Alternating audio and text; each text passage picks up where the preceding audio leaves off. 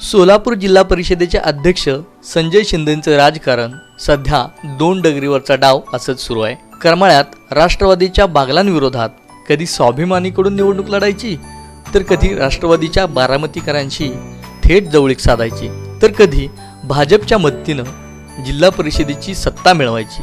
अशा एक ना अनेक खेळांमुळे संजय शिंदे नेमके कोणाचे असा प्रश्न सर्वांनाच पडलाय।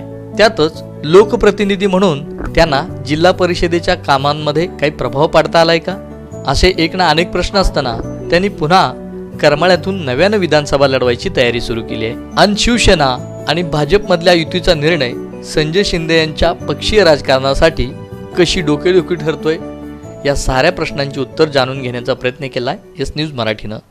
सोलापूर जिल्ह्याच्या एकूण शहकाशाच्या राजकारणामध्ये जिल्हा परिषदेचे अध्यक्ष संजय शिंदे यांनी भाजपच्या साथीनं जिल्हा परिषदेचं अध्यक्षपद मिळवलं।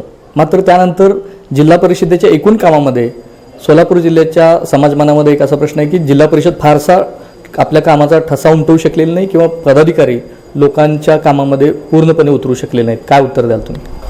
नाही, जिल्हा परिषदेची कामं रेंगाळलेत असं म्हणता येणार नाही। मागच्यापेक्षा जिल्हा परिषदेच्या कामकाजामध्ये नक्कीच स्पीड आहे। एक तर आम्ही सगळे पदाधिकारी होत असताना जिल्ह्यामधल्या काही सत्तेपासून वंचित घटकापासून जे सगळ्या जिल्ह्यामध्ये सत्तेपासून वंचित होते अशांची एक तिसरी आघाडी होत या जिल्हा परिषदेमध्ये आम्ही आलो।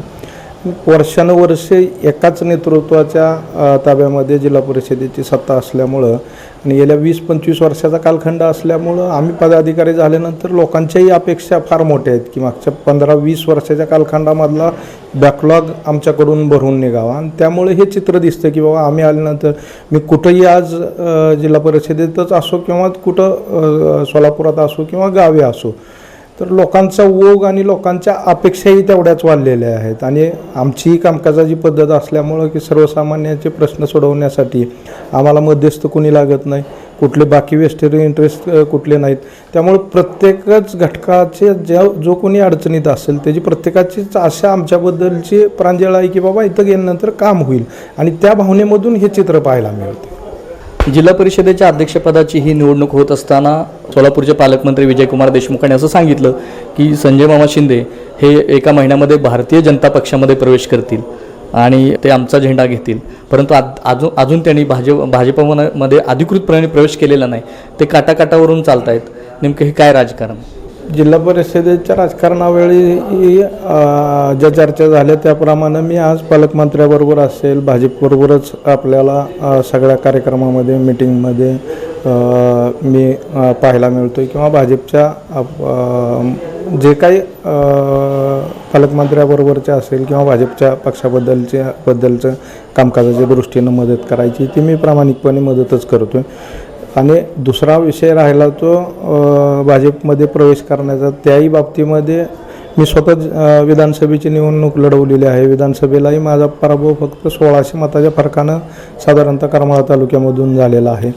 आणि माझ्या पुढची जी काय अडचण आहे की बाबा प्रवेशानंतर कुठल्याही पक्षामध्ये मी आज जायचं म्हणलं तरी राष्ट्रवादीचा तिथं जुना उमेदवार आहे, राष्ट्रवादीचे जुने त्या ठिकाणी आमदार आहेत, तसेच परिस्थिती सेनेचे आमदार त्या करमाळा तालुक्यामध्ये आहेत। अशा परिस्थितीमध्ये मी भाजपमध्ये प्रवेश केला तर विधानसभेची निवडणूक लढवत असताना पुन्हा मला अपक्ष म्हणूनच निवडणूक लढवायची वेळ येणार आहे। उद्या जर युती झाली सेना भाजपची किंवा भविष्यकाळामध्ये राष्ट्रवादी आणि काँग्रेस एकत्र लढले तर मला त्या ठिकाणी जुने एकतर मतदारसंघ माझा नवीन आहे आणि तिथं असणारी नेतेमंडळी माझ्यापेक्षा त्या पक्षामध्ये जुनी असल्यामुळं मला त्या ठिकाणावरून पक्षीय निवडणूक लढवणं तसं सोपं नाही आहे किंवा ती तिकिटाची प्रक्रिया होऊ शकत नाही। ह्याबद्दल माझी वरिष्ठांशीही चर्चा झालेली आहे।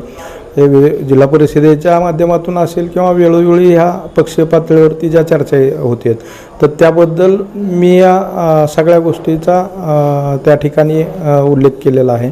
आणि भविष्यातली सगळ्यात महत्त्वाची अडचण आहे की मी प्रवेश करून बसलो आणि सेना भाजपची युती झाली तर विद्यमान आमदार म्हणून नारायण आबाला तिकीट दिलं जाणार आहे, तर माझी पंचायत अशी होणार आहे की मला विधानसभा लढवत असताना पुन्हा पक्षातून बाहेर पडूनच विधानसभा लढवायची वेळ येईल। मग असं असलं तर समजा भाजप सेनेची युती झाली आणि शिवसेनेकडून नारायण पाटील जर मैदानात उतरले तर भारतीय जनता पार्टीच्या राजकारणाचा वजीर म्हणून करमाळा तालुक्यात संजय शिंदे यांच्या उमेदवारीला पुढे जाईल किंवा अपक्ष म्हणून ते बंडखोरी करतील का? नाही, शेवटी पक्षीय राजकारणामध्ये माझ्या दृष्टीनं मी राजकारणात 20 वर्ष आहे. मलाही कळतं आहे की मला राष्ट्रवादी तिकीट देऊ शकणार नाही या परिस्थितीमध्ये आणि दुसऱ्या परिस्थितीमध्ये भाजप ही तिकीट देऊ शकणार नाही.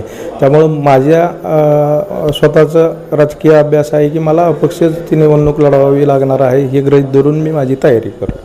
अपक्ष म्हणून निवडणूक लढावी लागणार आहे असं गृहीत धरून संजय शिंदे पुढे चाललेले आहेत.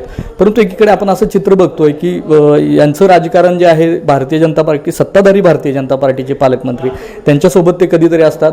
एका स्नेहभोजनासाठी अजित पवारांच्या सोबतचा त्यांचा फोटो सोशल मीडियावर व्हायरल होतो.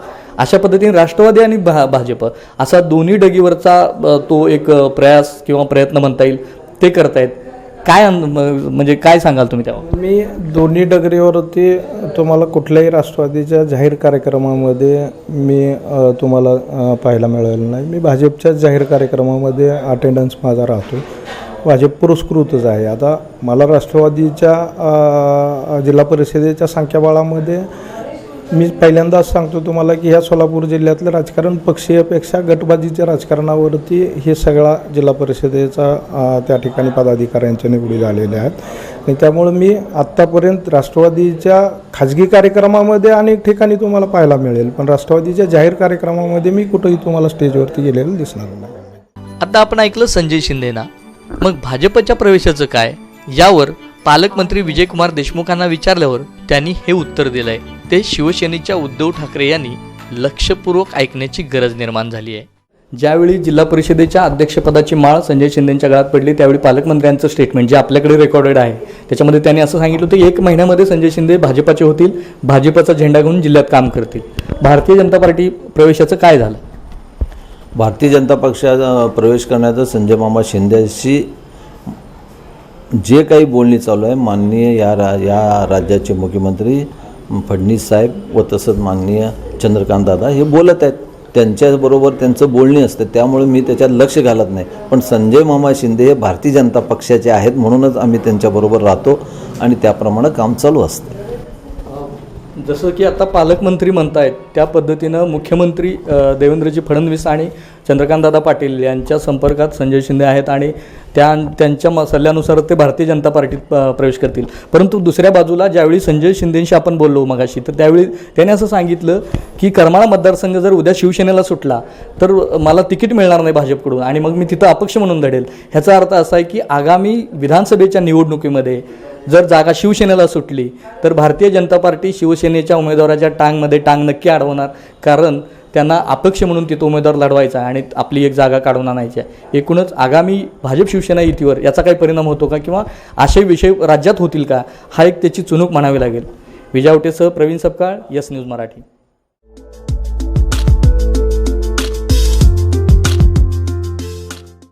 पर्ल ॲडव्हेंचर पार्क, सोलापुरातलं नवं ॲडव्हेंचरचं ठिकाण. Archery, bull ride, rocket injector, commando training, net climbing, ATV off road bike, rappelling, rifle shooting, bungee jumping असे चित्तथरारक खेळ आणि फूड पार्कचा आनंद घ्या. विविध खेळांचा नजराणा, लहान मुलांपासून वयोवृद्धांपर्यंत सगळ्यांसाठी हक्काचं करमणुकीचं ठिकाण. Pearl adventure park, Pearl garden, Rupabhavani मंदिराजवळ, सोलापूर. वेळ सकाळी 9 ते सायंकाळी 5. Pearl adventure park. एकदा या आणि साहसी खेळांचा अनुभव घ्या.